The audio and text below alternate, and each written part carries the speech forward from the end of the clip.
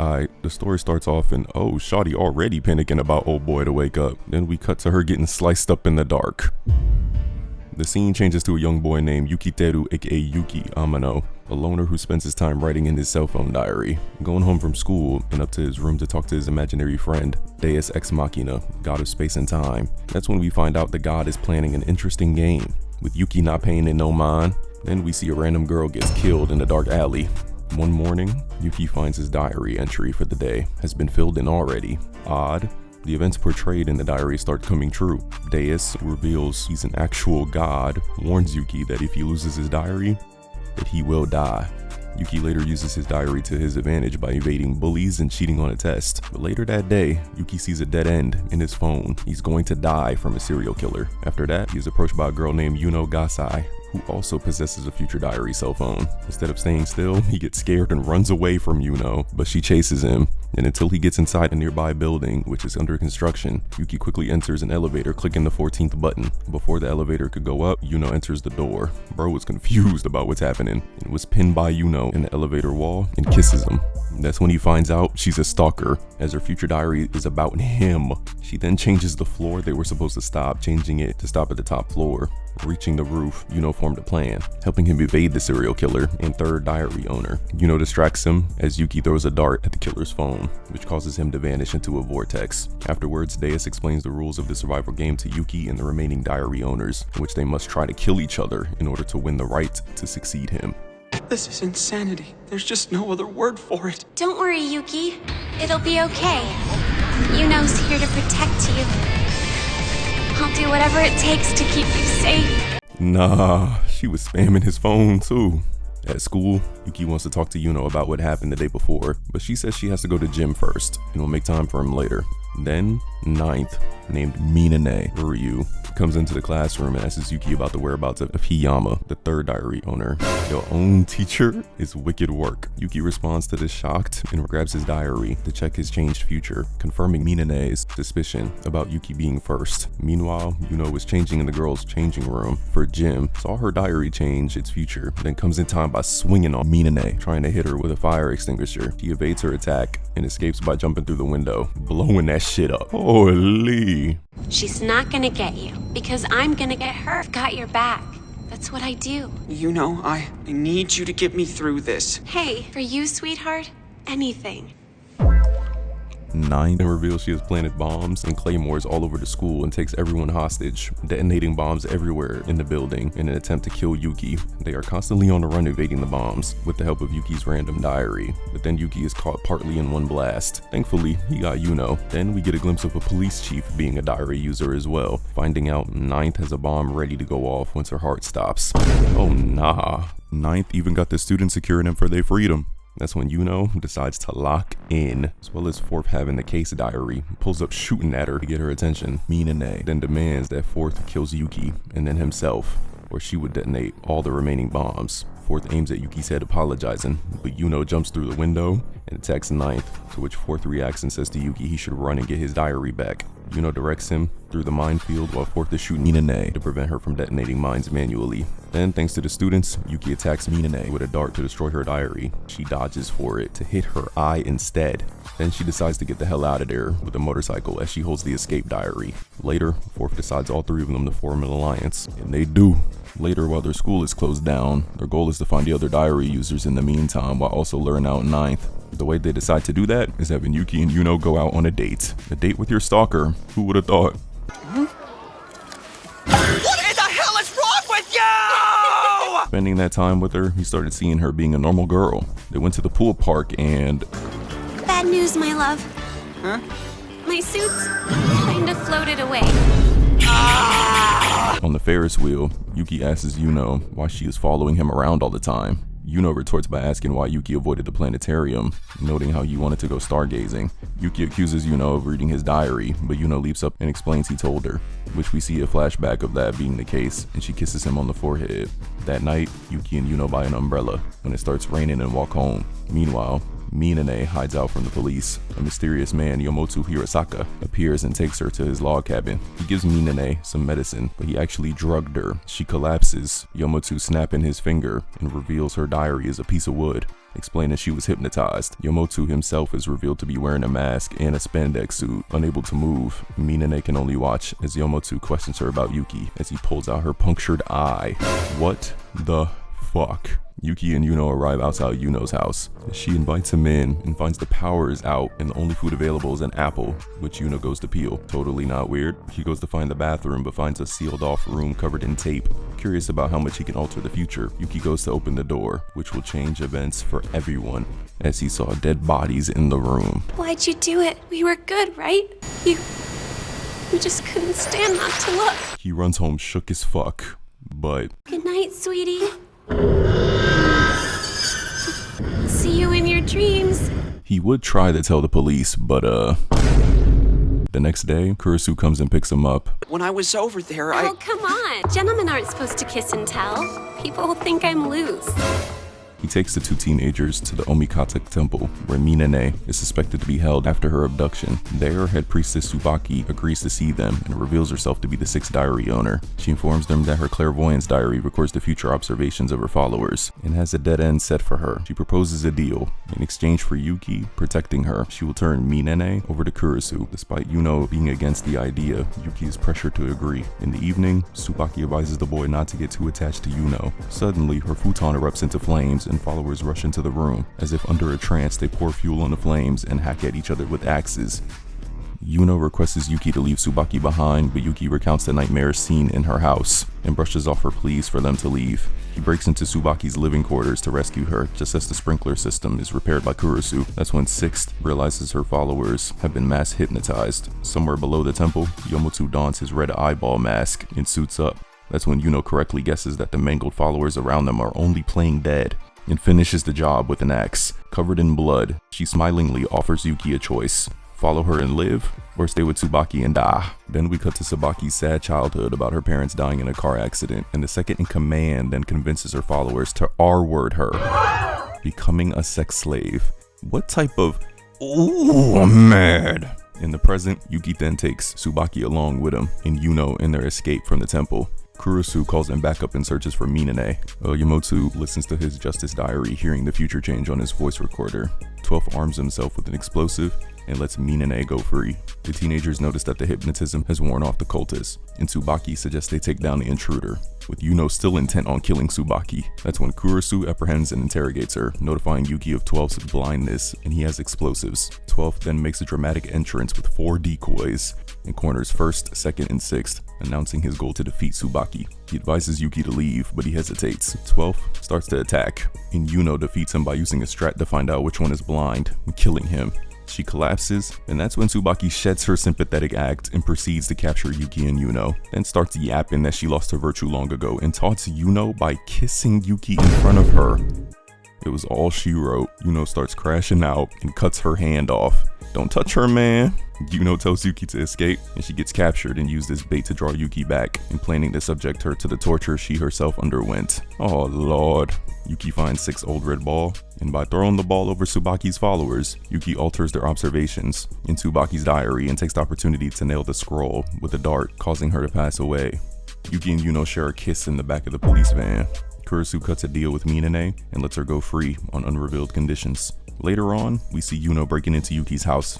Normal girlfriend things. Meanwhile, Yuki is seen waiting to pick up his mother at the train station. Yuki's mother, who's a game designer, took a few days off from work. They make it home and see the window broken, and Yuki runs up to his room to find Yuno cleaning it. Had food made and everything. Yuno meets his mom while getting his meat beat stash found out. Showing his baby pictures on the first meet is wild too.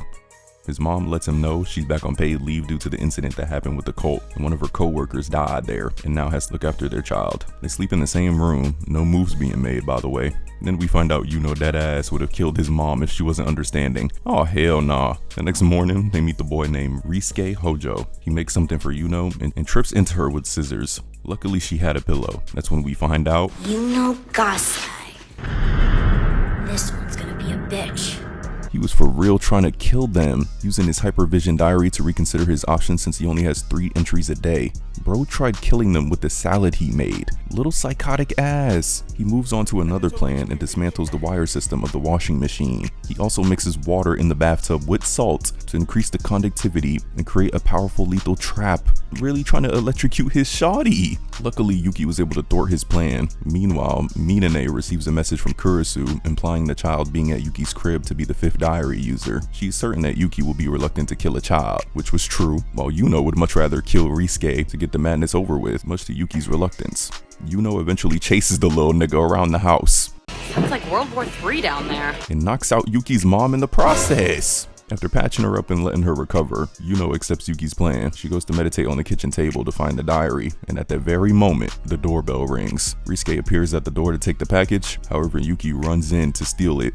He begins to open it, but Yuno, upon checking her diary, warns him not to open it. It's too late. The poisonous gas spreads throughout the room, and Yuki faints. Yuno retreats with Yuki in the bathroom as the killer child initiates the game of hide and seek. If Yuno gets Risuke, he gives her the antidote to the gas, and she wins. She eventually finds him. However, he also left the tap water on to make it flow on the stairwell and drops a light bulb to electrocute her. She falls, and Risuke gets ready to inject her with something using a syringe. And at that moment, Yuki throws a dart in Risuke's right shoulder and kisses Yuno, giving a mouth-to-mouth in the process, then faints. Yuno finishes Risuke off, and he gives her the antidote. Yuno then goes down the stairwell to give it to Yuki, but she faints. And at that moment, Minane arrives and gives them the antidote. And then there were 8. An unknown diary owner speaks to Deus, requesting to transfer ownership of his diary to someone else. On the way to his new school, Yuno recommends that he hide his diary to not draw attention of the other owners. Yuki sees a white-haired boy looking at him from a distance. Weird. At school, Kasuka, the same dude who almost got him killed, starts bullying him again, but is shut up by fellow students Hinata and Mao. Oh my god.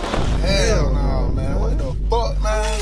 Get your ass on, boy. Yuki makes fast friends with the 3, and despite reported murders in the area, the group stops by a park after school. Yuno opposes the idea but goes along with him. When Hinata runs off on her own, several dogs run up on her, and the future changes on 1st and 2nd's diaries. Hinata's corpse is then found by the group. The white-haired boy from before, named Aru Akase, helps them escape to an observatory in the park. The owner of Tsukishima Kennels prepares a banquet for his dogs and tracks the progress of the canines out in the park. He appears to have transferred his diary to his daughter.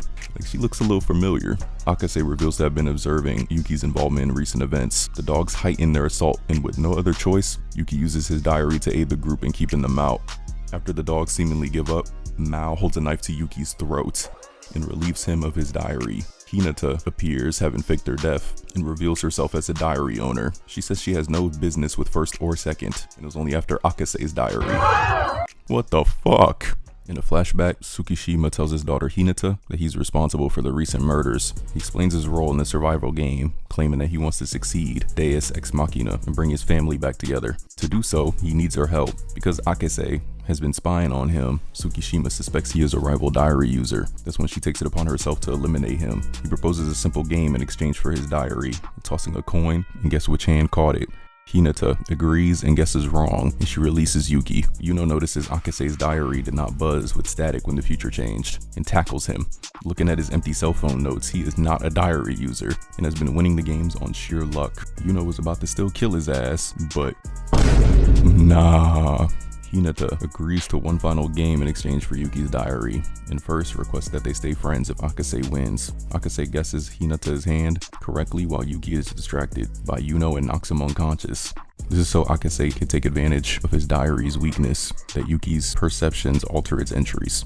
Mao, determined to help Hinata, draws her knife but takes Yuno's stab for her. The rest of the group leaves, and that's when Hinata unleashed the dogs on him. Yuki and Yuno go back to Hinata to call off the dogs. Yuki is eager to preserve his friendship with her. Right before Yuno kills her, that's when Yuki hits the ult. I would like to introduce you all to someone very special. This is Yuno Gasai, my girlfriend. Yuki! Her dad talks to her through the speaker, saying he was lying about wanting the family back together, and he apologizes for being a bad example to her, warning her that kind people should not be trusted. After implying that Kurisu is in the room with him, a gunshot rings out, and the breeder diary reports its owner's dead end. Later on, Yuki and Yuno go to a bridal fair. They are welcomed by Kurisu's wife, who will also act as their guide during the whole day. Yuki was really sitting there saying to himself, if only he ain't looking that damn room, he would have fallen for her. After all that, they arrive at Yuno's house. They are surprised to see Akase in her house. He reveals that he has been investigating her house, including the room, but that the only thing he found behind the door was a gigantic hole in the ground. When Yuki asks Yuno what happened since the last time he was here, she does not know what he's talking about, saying it was his first time at the house. On their way home, Akase tells Yuki that she has cognitive dissonance, in that he only intended to show Yuno the truth about her own deeds in order to stabilize her, but that her mind at this moment is so unstable that she had to rewrite her own memories in order to continue. He also states that the only moment when Yuno is stable herself is when she's around him. Meanwhile, at the police station, Kurisu frames Yuki and Yuno as suspects for his murder of Hinata's father. Well, it was only a matter of time for real. Kurisu strikes a deal with Minane, promising to help her evade the police in exchange for an unrevealed favor. Then Yuki and Yuno are taken to custody for an interrogation. At the police station, Yuno then starts searching for a weapon, saying that they're in danger. Yuki's apprehensive, but before he can act, he's brought into Kurisu in an interrogation room. He breaks his alliance with Yuki and forces him to play a game of Russian roulette. Like, bro. Yuno bursts into the room with a stolen gun, shooting Kurisu in the head and chest several times, holding Nishijima at gunpoint while they flee. Kurisu survives thanks to his bulletproof vest. However, he lost an ear. His actions are revealed to have been a gambit to force Yuno to attack him, thus making her a criminal and allowing her to be tracked by his investigation diary. Soon after, Yuki panics after a warning shot and shoots an officer in the stomach, prompting the appearance of his case file in Kurisu's diary as well, giving him the green light to tell everyone to not let them escape. Now with them showing that they will get killed, Yuno gets grazed by a bullet before they make it to the rooftop. They kiss, then jump off, now being fugitives. Hiding out by a hotel, Yuki and Yuno spot Kurisu's wife from a distance and follow her inside, but they fall into a trap laid by Minane, with Kurisu demanding that she bring them to him, threatening her life in the process. Minane breaks off her alliance with Fourth, prompting a dead end to appear in her diary as well. Now allied with First and Second, Minane introduces them to her hostages, Kurisu's wife and son, and he's suffering from a terminal illness. She reveals that Kurisu had offered to help her evade the authorities in exchange for a promise. If she won the survival game, she would build a better life for his son. Meanwhile, the police force pull up outside the hospital with Kurisu. He gets the SWAT team in position, while Minane gives Yuki a grenade and is told to patrol the perimeter. She then calls Fourth to make demands, but he shuts her down, saying his dying son's only hope is for him to take Deus' place. Fourth sends his forces to storm the hospital. Yuki is taken down by the police and then taken hostage by Kurisu when Yuno shows up. She starts blasting them cops and then threatens to use Yuki's grenade. Meanwhile, Minane runs into Nishijima.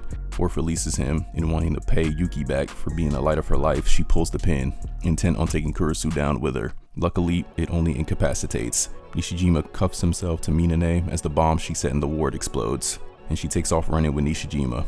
In the ruined hospital, Kurisu knocks Yuki down and holds Yuno knife point, and Yuki draws a gun on him. First and Second's diary say Yuki will miss and hit Yuno, but he states that he loves her and manages to hit Fourth. We did it! Minane and Nishijima appear, showing the recording of a conversation between her and Fourth. Nishijima places Kurisu under arrest, removing his right to investigate and rendering his diary useless. Since his family survived by getting saved in time, he asks Minane to watch over his son and breaks his own diary, saying he has faith that Yuki will win the survival game.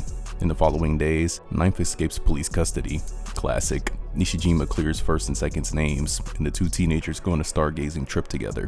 Akase sends Yuki a message advising him not to get too close to Yuno, but she deletes it before he can read it, apparently having erased Akase from her memory. On the train, Yuki questions Yuno about her large bag, but she brushes it off. We then see she's carrying lingerie, a large amount of medication, syringes, and a pair of human skulls. Bruh. Deus reflects on Kurisu's elimination, noting that the Fourth learned of his son's terminal illness much sooner than expected. He realizes that Murmur has manipulated events, which she confirms, claiming that she wanted to speed up the survival game so a successor can be chosen before Deus dies. While on their stargazing trip, Yuno alters their destination along the way. Worried about Yuki's safety, Akase contacts Nishijima and they learn more about the survival game. They manage to narrow Yuki and Yuno's location down to a rundown holiday resort, enlisting Hinata, Mao, and Kasuka to search for them. As they split up and search the abandoned hotels, Akase and Kasuka face various traps set by Yuno, while Hinata is tricked by a text message Yuno sent from Yuki's phone. When the others attempt to find Hinata, they find Yuki, but it's a fake, and get locked in a room which starts to fill up with gas. We then see Yuki bound to a chair, with Yuno looking happy as fuck in only underwear sitting between two skulls. Nah, she really crazy. Yuno is feeding Yuki some beef stew. Akase talks to Yuno through her surveillance feed, revealing he dug up the 3 corpses from her garden, 2 of which had recently had their skulls removed, and they are the skulls of her parents. Oh my goodness. When he threatens to give this information to the police unless she releases them, the stress causes Yuno to alter her memory again. As Kazuka uses his cell phone to post his will in his blog, it is apparently turned into a future diary by the 8th diary holder, who addresses him as an apprentice. On Akase's advice, Kazuka acts out his diary's predictions, reaching Yuno, Yuki, and Hinata in the control room. His appearance causes Yuki to recover, recalling how Yuno drugged and abducted him to keep him safe until July 28th. Yuno places the key to Yuki's shackles on the floor and tosses Kazuka the control panel key, allowing him to free Akase and Mao. Yuno then takes advantage of Kazuka's distraction and shoots him with a crossbow. Jesus. Yuki frees himself and stops Yuno by slapping her crazy ass, thanks to Hinata kicking over the key. His diary predicts the imminent arrival of 3 diary holders, apprentices of 8th. Then they end up leaving Yuno behind. Man, I fell down to my knees when the law came. While Nishijima was driving them back, they end up seeing 3 people pass by in a car, and Yuno was ready. You need me whether you acknowledge it or not, you misguided bastard. Because they're coming. Oh yes, they're coming. Later, after learning that 8th's diary allows ordinary phones to become future diaries, the group realized that 8th's diary is a server hosting a blog that endows others with future diaries, so they decide to destroy Kozuka's King Diary. Akaze comes up with a plan to fend off a future attack on Yuki. Nishijima takes the teenagers to Kozuka's large family estate, hoping to cut 8th's force's connection to their diaries by remotely turning off the private phone tower. However, Yuno cuts the estate's power, forcing Akase and Kazuka to deactivate the tower manually. Yuki binds Yuno's hands to keep her under control as 8th's forces Marco and I break through to the main house. Marco knocks Nishijima's ass down. Then I subdues Hinata and Mao too. After the cell tower is disabled, Marco and I reveal themselves as the collective 7 diary owners, with their exchange diaries telling them each other's futures. Yuki unbinds Yuno, who is eager to let loose. Then Marco and I start, declaring this is a love match. One compliment was all it took for Yuno to lock in, but the couple escapes. Hinata and Mao are taken to safety as the couple goes back in to fight first and second in the now burning house. During the battle, Marco blocks a stab meant for Ai. Then Yuno gets hit. Yuki gets pressed for not doing the same when Yuno sustains an injury. 7th makes off with the 2 teenagers' diaries, and Minane comes to assist in Yuki's physical recovery. Yuki's dad visits him since he was in the area. This nigga was down bad though. That's right, give it to me! I can see why his parents are not together. Minane was tasked to train Yuki in order to win a rematch against Marco and I. His dad trains with him as well. We find out during a race against his dad to the top of a hill. He tells Yuki that he and his mother divorced due to him being bad with money. He also said that he currently had a large debt, but that the arrangements to repay it were already made. Thanks to Yuno watching over Yuki, we found out the way he's going to repay that debt is by destroying Yuki's phone.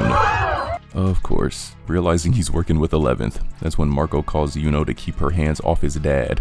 Bringing his pops along, Yuki and Yuno face the just married couple at the tower. Marco ends up knocking Yuki's dad down and wants to run the ones with Yuki. He charges at him, but gets choked up so fast and gets tossed.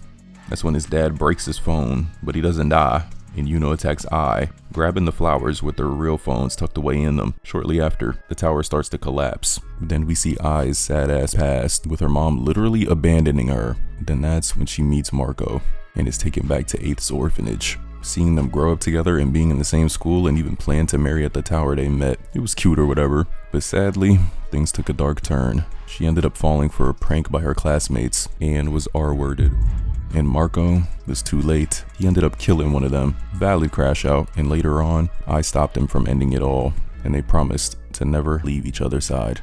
In the present, Yuno saves Yuki, and Marco and I take Yuki's dad hostage and head to higher ground, where Yuno and 7 square off. Although the couple apparently had the upper hand, they got tricked into splitting up by using her decoy phone. And even though Yuki misses with his dart, Ai gets her throat slashed.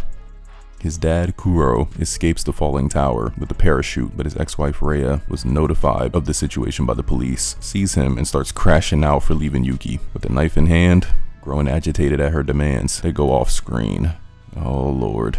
Ai, Yuki, and Yuno are trapped underneath some rubble, and despite her pleas, Marco attempts to rescue his girl. It is revealed that Marco has been impaled through the stomach and wants to get Ai out from the rubble to spend their last moments together. All three of them end up lifting the rubble, but Ai has already bled out and died. Marco gives the teenagers his parachute and dies with Ai in his arms, stating that this is what he wanted, just the two of them till the end. While descending from the tower, Yuki states his plans to reunite his parents and asks Yuno for help convincing them to get back together. However, when they touch down, Nishijima informs Yuki that his mother has been killed. That motherfucker. It really be your own, bruh. We get a flashback of a year ago with Yuno's past about she was hating that Yuki had a crush on another girl, but she ended up rejecting him after he confessed to her. Then we see her home life of her parents already dead in a cage for months at this point. And the reason she packed them up was because they would lock her up in that same cage for the slightest imperfection and starve her, eventually causing her to snap and lock them up. In the present, Yuki mourns the death of his mother, pleads Deus to bring her back, but that's beyond his power, and the universe will be destroyed once he fades away. Murmur says that by taking her master's place, Yuki may save his mother and all of reality. Kuro forces his way into his house, and his son suspects he was responsible for Reia's death, but without proof, he cannot be sure. Yuki notices his father hiding a receipt for a pawn shop and resolves to steal whatever he wants to pawn off the next day. Meanwhile, Nishijima tries and fails to question Yuno about the skeleton found beside her parents in the hole in her backyard. The next day, Yuki follows his father to the pawn shop and then a shrine, where he finds that Kuro had obtained a telescope with the aim of taking him stargazing. He expresses deep regret for killing Reia and agrees to turn himself in, with the condition that he and Yuki rekindle their father-son relationship once he's let out of prison. My nigga, you did murder. Look, some people need to be gone, bro. You know what I'm talking about, in order for shit to get better. And he one of them.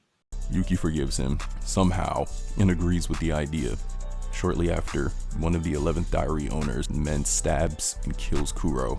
Other agents under 11th turn up to kill Yuki, but he remembers Murmur's words and locks in, stabbing the attackers and using them as human shields. Yuno appears and finishes off the rest of them. Yuki tearfully attempts to kill Yuno, but cannot go through with it. She then says that she will always be there for him. Then they kiss. Sakurami Mayor and 11th diary owner John Box greenlights the tearing down of Mother's Village orphanage to force 8th into the open. Later we see a meeting between Deus and the rest of the diary owners, and Yuki and Yuno pull up together. Okay, Yuki embracing his shawty. He reveals that the 11th is the mayor, and that's why they were off the radar for the past 5 days. So Deus decides to reveal everyone's identity. Meanwhile, investigations on the third corpse found in the Gasai residence are still going underway, headed by Nishijima and Akase. Yuki and Yuno stage a raid on 11th security detail with the assistance of 8th and her displaced orphans. However, when John activates his vehicle's electronic signal jammers, 1st and 2nd take advantage of the orphans' apprentice diaries being rendered useless to betray 8th, who flees the scene with John and Nishijima. 1st and 2nd chased after them to the point they run him off the road. Before Yuno can kill 11th, Minane and Akase show up, bearing crucial information by cross-referencing umbilical cord tissue left at the orphanage, at which Yuno was abandoned with the 3rd skeleton. Forensics conclude that the 3rd dead body is the real Yuno. Plot twist of hell. But to Akase's shock, Yuki stays 10 toes with her. The next day, 11 plans to connect 8th's diary to his supercomputer, Holon 3, and give future diaries to all citizens of Sakurami. When Minane tries to throw a grenade at him, he caught that bitch and threw it back. Who he feeling like? She makes it out and Nishijima helps her to avoid detection and proposes to her. He fell for fine shit. Fairs. 8th agrees to surrender her diary to John, and Minane and Nishijima manage to damage the supercomputer just as 8th's diary finishes uploading them to the network. Unfortunately, the destruction they cause is only superficial, and the citizens of Sakurami catch wind of their mobile devices' new abilities. At the same time, Murmur watches events unfold with amusement from Deus Ex Machina's realm. Certain that she's up to something, Deus retreats into a private space to rest. Kozuka, Hinata, and Mao, each now equipped with future diaries of their own, meet with Minane and Nishijima under Akase's instruction, learning that Holon 3's backup units have to be destroyed simultaneously. The 5 stage a raid on Quad Towers, where they are housed. Minane has a revelation about 11th's Watcher diary and appears in Deus' private space to confirm her theory. Deus informs her that John had a role in the creation of the future diaries, and is thus able to make use of every type of prediction seen so far, essentially spying on other future diaries. The group temporarily gained the upper hand on 11th by rewriting the entries in their diaries, but sadly, it didn't last long. Minane loses a hand to an explosive, and Nishijima is shot and killed. while the 3 teenagers are taken captive. His right-hand man's assistant diary nullified their tactic. First and second arrive, catching bodies, and took advantage of the earlier party's actions as a diversion, and planned to appeal to John's conscience by taking civilian hostages. While Yuki and Minane were on their way to the mayor, Yuno saves Kozuka, Hinata, and Mao from Eleven's goons. Yuki and Minane catch up to John at Gasai Bank, but they are too late as he locks himself inside a vault. Pussy ass. His assistant spilled the pin, but it was only for the first door. It could only be unlocked by retinal scanning John himself or a member of the Gasai family. For allowing Nishijima to be killed, Minane turns on first when his plans fall through. While Yuki hides from Ninth, she recounts her tragic past, orphaned in the Middle East, and having had steal and swindle to barely survive. Yuno attempts to take out 8th, but is stopped by Akase, and reads a message from Yuki that he's in danger. Minane briefly has the upper hand on Yuki, but she is shot when she hesitates on seeing herself in the boy who just misses his parents. Ninth offers a final sacrifice to Yuki's cause by detonating her dead man switch bomb against the inner vault door and breaks her diary. However, the explosion fails to crack the vault. Yuno appears and sends Yuki off to destroy the hull on 3 units. Despite his confidence that Yuno is an imposter and would not be able to open the vault, he enters John's sanctuary and kills him. Good lord. In the following days, Akase gives 8th shelter, despite believing Yuki is the best candidate for Deus' successor. As he puzzles over Yuno's real identity, dark spears begin to form around the planet, obliterating everything in their wake. Realizing that the destruction of the universe is imminent, Yuki becomes even more focused to end the survival game. 8th and Akase appear in Deus' realm, with the latter asking if it's possible for the game's winner to bring back the dead. Deus states that his successor will not be able to bring back the dead. When Akase tries to leave, Deus reveals the fact that he created the boy to be an observer of the game, and that his time has come to an end. Deus explains that Akase's every intention and action was the result of his programming, but agrees to let him live if he can testify to his free will. Akase fails on his own, but is granted an apprentice diary tracking the movements of the game's participants by the efforts of 8th, Kozuka, Hinata, and Mao, and returns to Earth. Yuki and Yuno pursue 8th, but are delayed by Akase while the others take her to higher ground. Yuno stabs his ass, but he was not dead thanks for body armor, and stops her again. After Yuki takes off after 8th, Hinata tells him that he can't bring people back. Yuno stabs herself to make him think that Akase is killing her. Oh god, can you help me? He's got the knife! He's gonna kill me! Yuno, what's going on? Oh no! Is she telling me? Be fooled by their lies, Yuki! Your future diary doesn't record anything about yourself, but mine does, remember? Mine watches your back, tells me everything! Please, you have to believe me! They don't want you to win! They're the enemy! And in that moment, he decided to pack all them up, thinking they was lying. Oh my lord. Akase catches up and attempts to tell Yuki that Yuno is lying to him before she sews up herself. Akase kisses Yuki, and that triggered Yuno. The two square off, and Akase breaks her diary. Unaffected, Yuno slashes his throat with a second diary in hand. Then he sees in the diary refer to Yuki as Amino instead of Yuki. 8th requests that Yuki turn the world into one where children can live happily before she is killed by Yuno. Meanwhile, Murmur looks happy as fuck at Deus' empty throne. Realizing the truth about the situation, Akase is still alive and shows an unseen message on his phone, walking forward even when he is decapitated by Yuno. Murmur picks up the core of Deus. Deus says her power should be restrained by the rings on her wrists, but she says in the meantime, she can sit and watch, and while claiming that the one to keep ruling the world on his steed will be her. Yuno tells Yuki that the world will end on July 28th, saying that her diary as well as Yuki's have predicted it, leaving him surprised. Yuno also reveals that July 28th is a special day, since it's the day her happy end will come into reality, and the two become one. Then Yuki wakes up in Yuno's crib. She got water and electricity now and shit, and they spend the last few days until the 28th together. Yuno realizes that Yuki still doesn't trust her though. Yuki eventually comes around and says fuck it. On the 27th, he said let's fuck. I just wanted you to know it's my first time doing this sort of thing, so please be gentle. That makes sense. No prob. It's my first time too. Okay, Yuki, I see you, my boy. After they had their first time, he asked her why she lied about being able to bring everyone back, and she told him she wanted to ease his mind. Yuki brings up the message Akase showed him, that this is a second world, and that Yuno has already become a god and has gone back in time. That is when the switch flipped. She starts trying to kill him. Yuki runs to the hole, but gets pushed in by Murmur, then gets brought to visions in the past. While Yuno's trying to break in, Murmur shows Yuki how the first world ended. Yuno and Yuki were the last two and died, or supposed to, since Yuno faked her death to become God and thought she could bring Yuki back to life. And we get the same scene from the beginning. Then she made a wish to go back to a past where he was alive.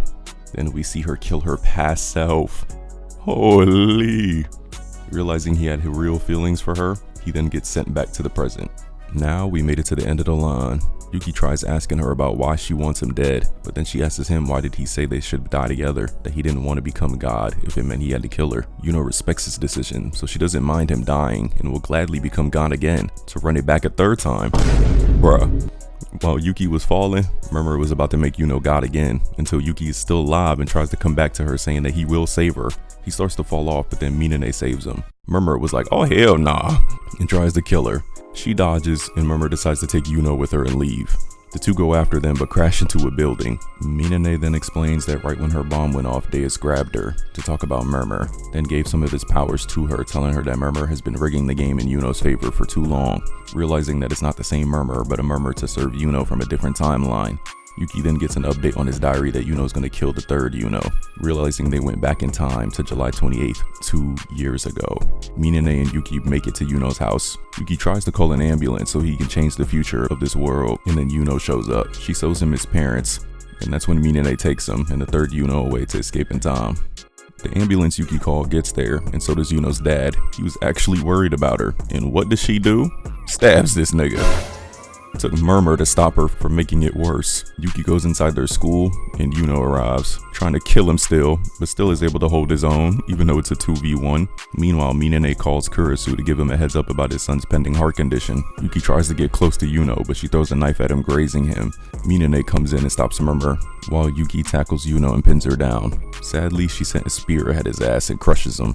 The explosion was so loud, even all the diary owners heard it. Yuno makes an illusion for Yuki to live in instead of killing him. Minane comes back, dragging Murmur. She tries to attack, but Yuno shatters Murmur's restraints, and she was fast as hell, catching Minane's punch, then starts going crazy, sends her flying to the roof. They start throwing hands, until Minane throws her, but Murmur grabs her and sends her flying.